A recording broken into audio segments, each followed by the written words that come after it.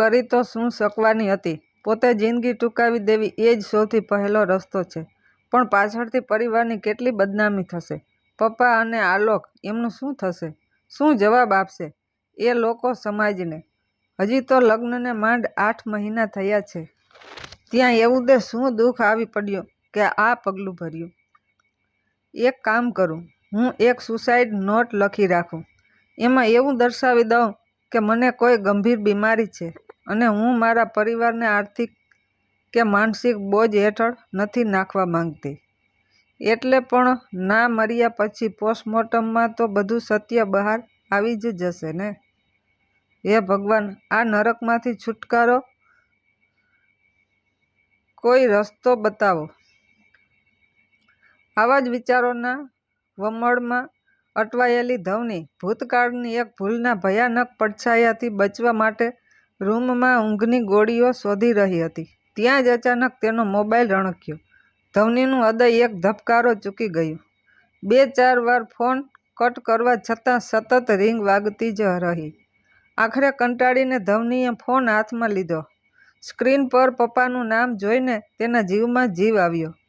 તેણે મનોમન વિચાર્યું, આટલી મોડી રાત્રે પપ્પાનો ફોન, કંઈ ઇમરજન્સી તો નહીં હોય ને? ફોન ઉપાડતા પહેલાં તેણે જોયું તો પપ્પાના 5 વોટ્સએપ મેસેજ આવેલા. તેણે ઉતાવળે મોબાઈલ અનલોક કરીને મેસેજ વાંચ્યા. જય શ્રી કૃષ્ણ બેટા, નવનીત સાહિત્ય હવે ઓનલાઈન પણ વાંચી શકાય છે. લિંક મોકલી છે. એમાં એક સરસ આર્ટિકલ છે. ભય સામે હિંમત. મેં હમણાં જ વાંચ્યો. બહુ પ્રેરણાદાયક છે. તું પણ સમય કાઢીને ચોક્કસ વાંચજે. ધવનીએ ઉત્સુકતાથી એ લિંક ઓપન કરી. તેમાં સૌથી પહેલી વાર્તા 2 ભાઈ બહેનની હતી, જેઓ વર્ષો પછી પોતાના વતનમાં મળ્યા હતા.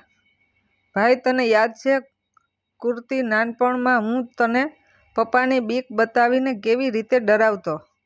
બહેન, હા લુચ્ચા, બરાબર યાદ છે. તું પપ્પાનું નામ દઈને મારું બધું હોમવર્ક કરાવી લેતો. ભાઈ, પણ અચાનક એક દિવસ તારામાં એટલી હિંમત ક્યાંથી આવી ગઈ કે તે મને ડરવાનું બંધ કરી દીધું? બહેન, હસતા હસતા, અરે એ તો મારી એક ફ્રેન્ડે મને આઈડિયા આપ્યો હતો. એણે મને કહેલું કે જો કુર્તી, તે કોઈ એવો મોટો ગુનો નથી કર્યો કે પપ્પા તને જેલમાં પૂરી દે. તું તારા ભાઈને સામેથી જ કહી દે કે તારે પપ્પાને જે કહેવું હોય તે કહી દે. મેં પોતે જ પપ્પાને બધું જણાવી દીધું છે. બસ મેં તને ખાલી ખોટું જ એવું કીધું અને તું ડરી ગયો. પપ્પાને તો આજેય એ વાતની ખબર નથી. વાંચતા વાંચતા ધવનીના મગજમાં એક જોરદાર ઝબકારો થયો. તેના મુખમાંથી શબ્દો સરી પડ્યા. પપ્પા, તમે ફરી એકવાર પ્રત્યક્ષ આવ્યા, વગર મને નવું જીવન આપી દીધું. ધવની આ વિચારોમાં જ હતી. ત્યાં તેનો પતિ આલોક ટીવી પર પોતાની મનપસંદ મેચ જોઈને હોલમાંથી બેડરૂમમાં આવ્યો. ભૂતકાળની એ કાળી રાત હવે ધવનીનું મન હળવું ફૂલ થઈ ગયું હતું. તે તેના કોલેજના દિવસોની યાદોમાં સરી પડી. કોલેજના પહેલા વર્ષમાં તેનો કોઈ ખાસ મિત્ર નહોતો. રિસેસ દરમિયાન તે તેની ક્લાસમેટ નેહાના ફ્રેન્ડ સર્કલમાં બેસતી, જ્યાં તેની મુલાકાત રોનિત સાથે થઈ. રોનિત દેખાવમાં હેન્ડસમ અને ખૂબ આકર્ષક હતો. કોલેજની સુંદર છોકરીઓને છોડીને રોનિત જ્યારે ધવની જેવી સાધારણ છોકરીના વખાણ કરતો, ત્યારે ધવની ખુદને ખૂબ સ્પેશિયલ સમજવા લાગી હતી. તે ધીમે ધીમે રોનિતના પ્રેમની જાળમાં ફસાતી ગઈ. એક દિવસ રોનિતે તેને કહ્યું, કાલે મારો બર્થડે છે. મેં મારા ફ્લેટ પર એક નાની પાર્ટી રાખી છે. બધા મિત્રો આવવાના છે. તું આવીશ ને? ધવનીએ પપ્પાની પરમિશન લઈને જ જવાની હા પાડી. જ્યારે ધવની સજી ધજીને રોનિતના ફ્લેટ પર પહોંચી ત્યારે ત્યાં બીજું કોઈ જ નહોતું, માત્ર રોનિત એકલો હતો.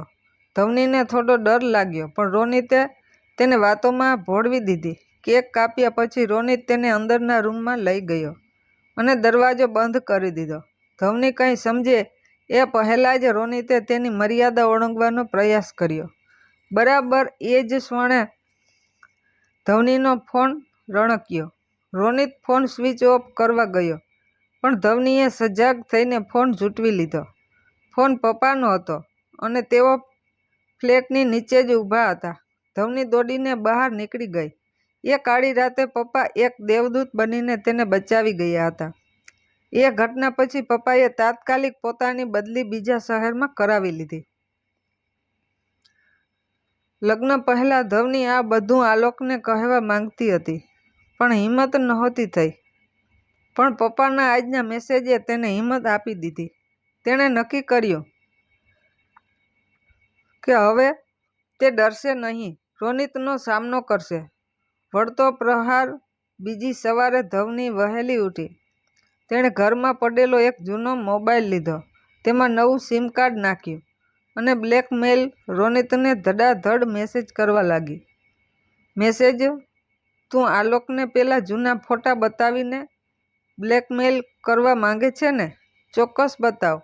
મેં લગ્ન પહેલાં જ આલોકને બધી વાત કહી દીધી છે, એટલે હવે મને તારો કોઈ ડર નથી. વિચારે છે ને કે આ નવો નંબર કોનો છે? હું જ ધવની. આ મેસેજ હું બીજા ફોનથી કરું છું, કારણ કે મારો અસલી ફોન તો અત્યારે સાયબર ક્રાઇમ બ્રાન્ચ પાસે છે અને તારો નંબર પણ ટ્રેકિંગ પર છે. તને ખબર જ હશે કે આ શહેરના એસપી મારા પતિ આલોકના લંગોટિયા યાર છે.